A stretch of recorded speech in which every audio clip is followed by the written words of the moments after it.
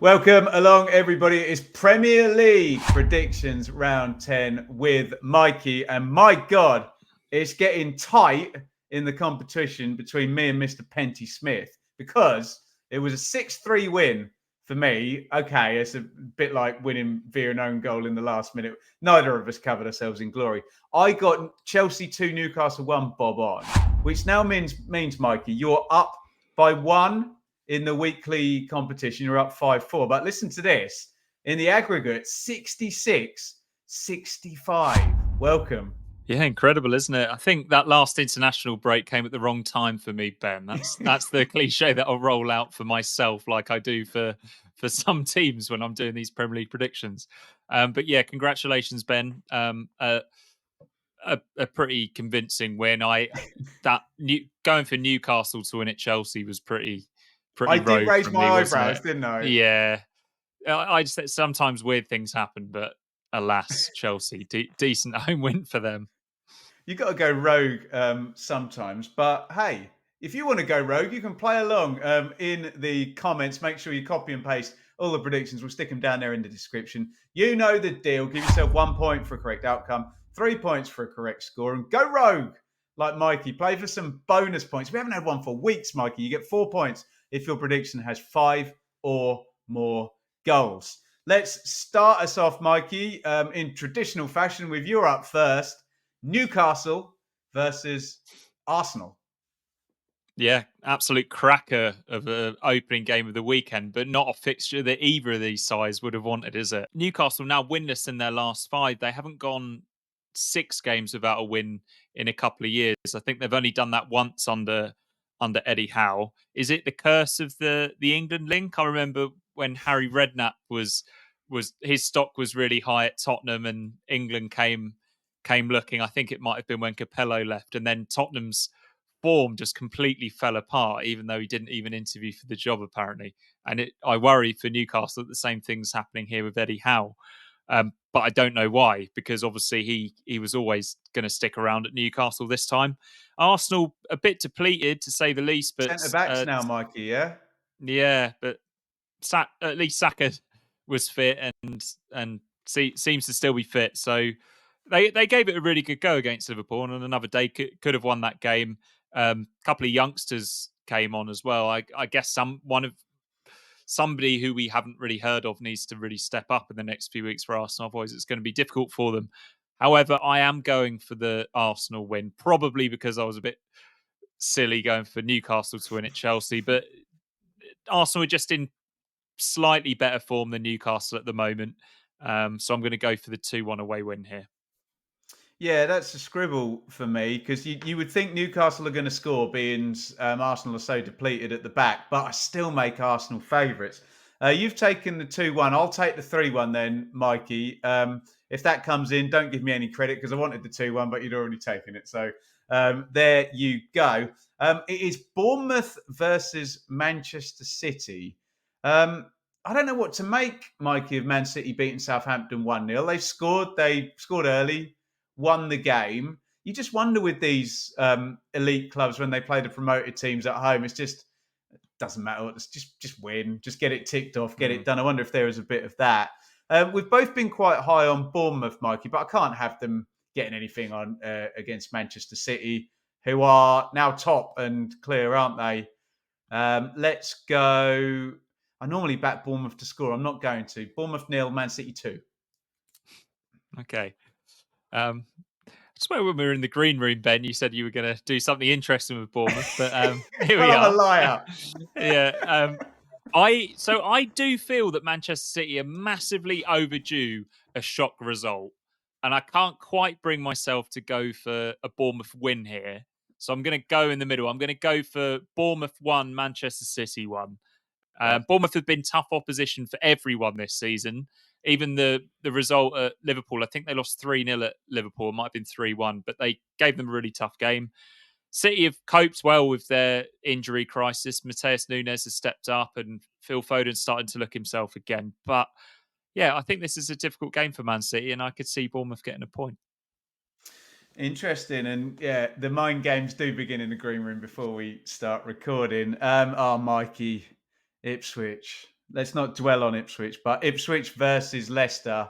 I get banned from saying must win in the most must win game in history. Away you go.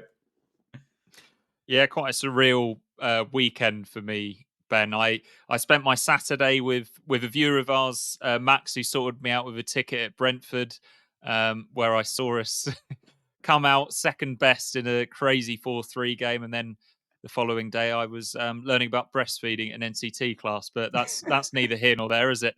Maybe Muric, bit of a boob from him in that game. Is there a link there somewhere? I'm not sure.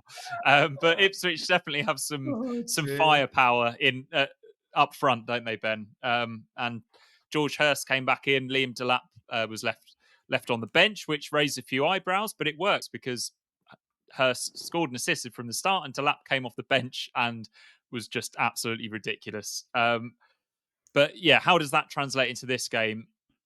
It's going to be really difficult for Ipswich because of the sheer number of players that are out injured. But I do expect a reaction from that disappointment.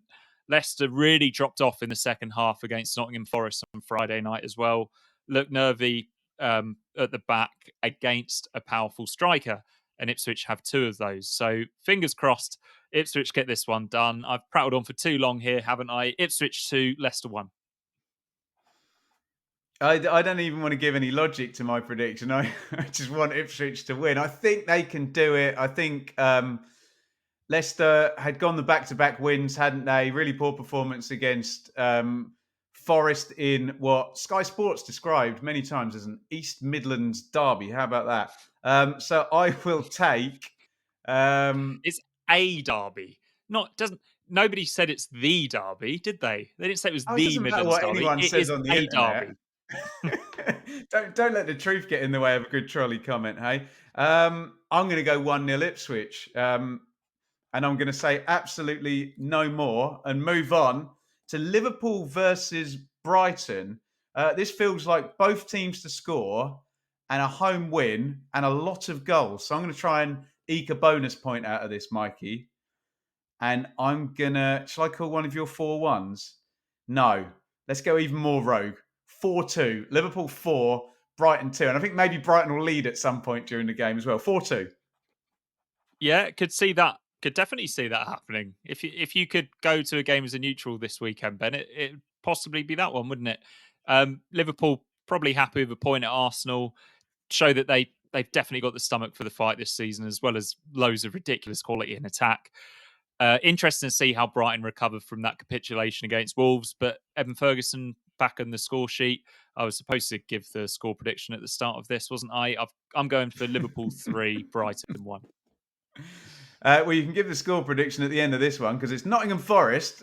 Sorry, where are Forest now? Because they went fifth. Where are they in the league? We've got to give them They're their in the bloody Midlands, flowers. Ben, but not particularly close to Leicester. You got to stop this. Forest are seventh. They have still gone up a place. So amazing work from Nottingham Forest. Yeah, incredible results for both of these teams over the weekend, weren't they? No Gibbs White, no problem for Nottingham Forest. Just get the ball to Chris Wood and let him do the rest. Incredible stuff. He's in awesome form, isn't he? West Ham hung in there against Manchester United brilliantly and managed to nick the win at the end with a penalty. Somerville looks like he's announced himself now as a West Ham player. So I think that West Ham are going to gradually improve, but I just can't look past Forest. And their two home games since they got promoted against West Ham, there was a 1-0 win and a 2-0 win. So the other common victory that they haven't had yet is 2-1. And that's what I'm going with. Oh, I've been super, super high on Forest. So I might go for the draw on this one. So they keep on the good run and no defeat, but I might just play down the middle and go for the 1-1, given West Ham are going to be full of confidence after beating Manchester United. Oh God, we hyped it up that the bottom six are all going to be playing each other, and thanks to West Ham winning, they are. And the second all bottom six game is Southampton versus Everton, which really just stinks of, I don't know, 83% possession for Southampton and like a 3-0 win for Everton or something along those lines. I won't go so hard on Southampton, who need some credit for taking Man City, into stoppage time, and could have got themselves a point there, couldn't they?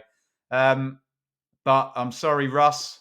Southampton 0, Everton 2.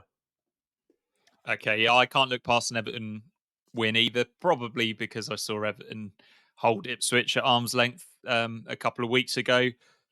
I'm going for 2-1 to Everton. Yeah, tip the cap to Southampton for the way they played at City. But yeah, I can't see past Everton. By the way, Ben, did you see Sean Dyche played Michael Keane up front for the last few minutes against Fulham? I Wonderful didn't, but stuff. And they got a goal. I'm not surprised after that larruping goal, that awesome finish at Portman Road. Mikey, we actually owe a public apology to Crystal Palace, who we both predicted would lose to Spurs. And very annoyingly, with my Ipswich Town supporter hat on, they beat Spurs today. And now it's Wolves v Crystal Palace. And I assume you're going to make Palace favourites after that result. Yeah, I think Palace will fancy their chances. They'll hope that they've turned the tide off with that win against Spurs, and by all accounts, it looked like they fully deserved it as well. They created lots of good chances to take the game beyond Spurs at the end, but held out for the 1-0 win, and a clean sheet is big for them as well. Wolves, though, came back really strong at Brighton, didn't they? And nicked something. And those moments that it just feels like your season can turn on moments like that. So I'm going to back Wolves to get another draw here. I'm going 1-1.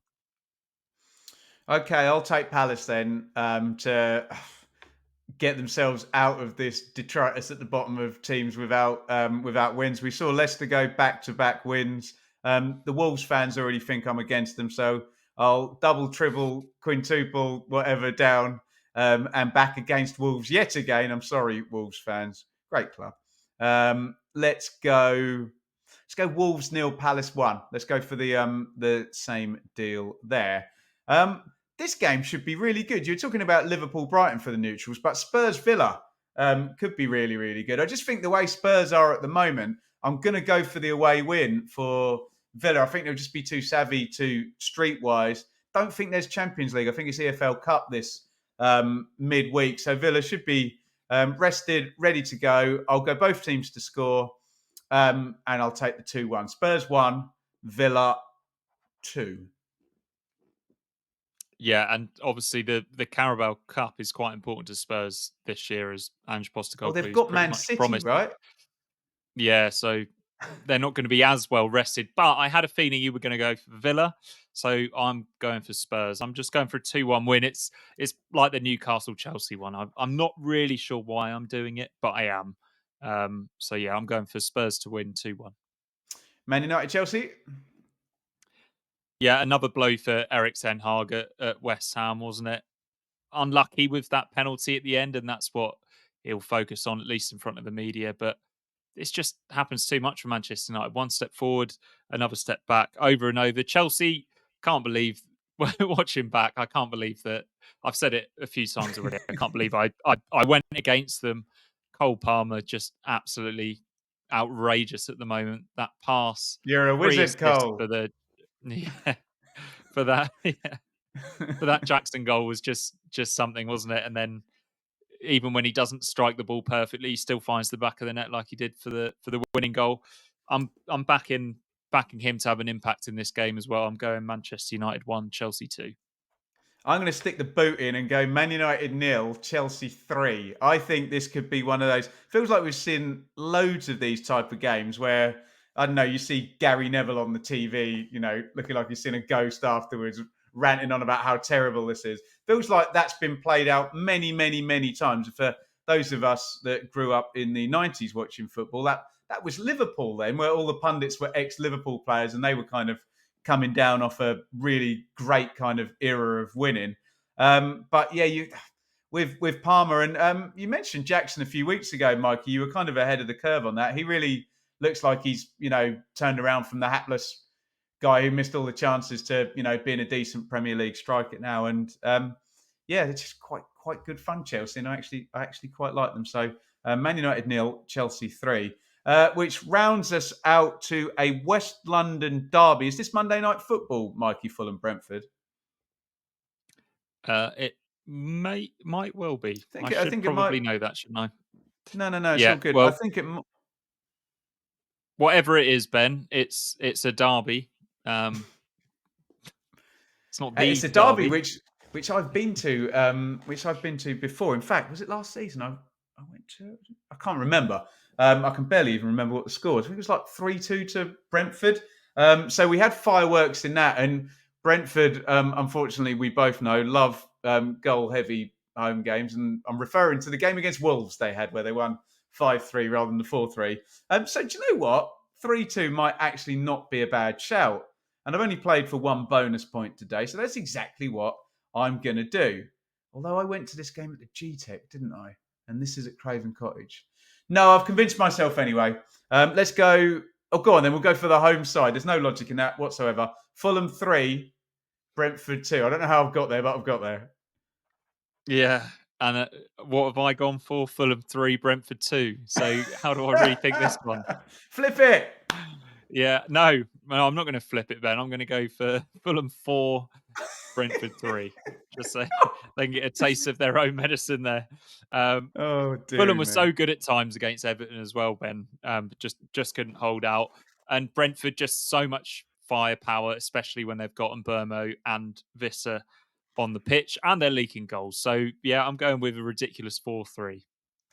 Unbelievable scenes. And viewers, if I were to tell you, it's quite late at night here, and Mikey and I have both been very busy. So this is the only slot we could find to film the predictions, which may explain the somewhat kamikaze rogue nature of some of this week's scorelines and indeed explanations for the scorelines. Make yours a bit more sensible in the comments. Copy and paste from the description all of those fixtures. Get your predictions and give yourself a point for the correct outcome. Give yourself 3 points for a correct scoreline. And if you've got Fulham 4, Brentford 3, give yourself a bonus point for any predictions over 5 goals. Mikey, I would love you to give a plug for your wonderful interview with maybe a future England left back. Tell us more. Yeah, I met Leif Davis the other day, working for Premier League Productions, and did a couple of interviews with him for the international broadcasters, and was also given an interview to do for Sky Sports, which was just pretty irreverent questions. And but I think it really shows his sort of warm and upbeat nature. He's quite an individual, Leif Davis, a really interesting guy and really friendly fella. And yeah, hopefully an England international of the future. And where can we That's find on the that, Sky Mikey, Sports, on YouTube? Sky Sports Premier League YouTube channel.